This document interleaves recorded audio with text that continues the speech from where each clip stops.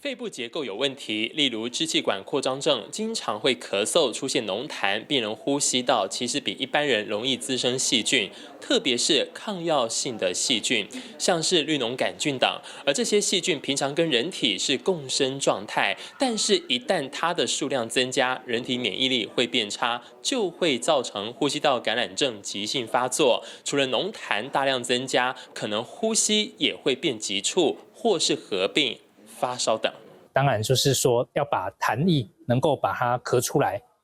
再来当然是抗生素的治疗也是非常重要的。所以在这个急性发作的状况下，我们的抗生素就非常的重要。那抗生素治疗了，如果一开始你在门诊拿了抗生素，治疗效果不显著，有的时候这进一步造成了这个肺炎，甚至是呼吸衰竭，就很需要一定要更进一步多团队的这个照顾。那另外一方面，我们平常也要注意肺部结构有问题的这些病人，他得到了一些病毒感染，也会诱发整个呼吸道症状的急性发作，也会容易引起后续这些细菌感染的这个机会。久咳不愈的病人来求治，那我初步都会帮他分成几个面向去做思考。好，第一个就是感染性的问题，病人本身可能得到了肺炎门腔菌或肺炎链球菌的感染，没有经过适当的一个检查跟治疗，那也会造成长期的咳嗽不愈。而儿童常见的梅浆菌感染可能引起较久时间的咳嗽外呢，胃食道内流及过敏性鼻炎或鼻窦炎呢引起的鼻涕倒流，也跟成人一样是儿童常见慢性咳嗽的原因之一。但对儿童而言呢，不同年龄层会有不同好发的问题，也要依照各年龄层做不同的思考及鉴别诊断。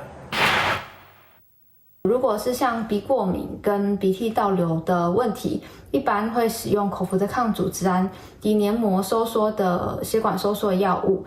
以及鼻喷剂来治疗。那至于气喘引起的咳嗽，可以类固醇跟支气管扩张剂。如果怀疑感染，医师也会选择使用合适的抗生素来治疗。咳嗽其实是人体一种保护性反射，可防止异物吸入，也可将气管内的痰排出。但如果咳嗽持续太久，在成人持续8周或更长时间，在儿童则是持续4周以上的咳嗽，就称为慢性咳嗽。全世界的调查估计，大约10%的成人有这个问题，年纪越大，风险越高。根据芬兰的研究显示，每增加10岁，提升1.15倍的风险。慢性咳嗽不只是因为病毒感染呼吸道造成急性咳嗽不会好而造成，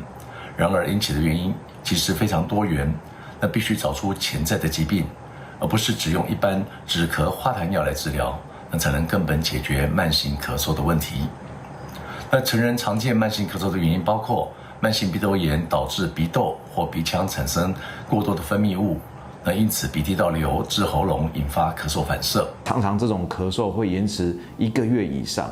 那很多病人都不知道这样的状况之下，是否要就医。那咳了2-3个月之后，到门诊的时候，我们都会发现到这样的病人如果吸入了支气管扩张剂之后，那病人的咳嗽状况就会有所改善。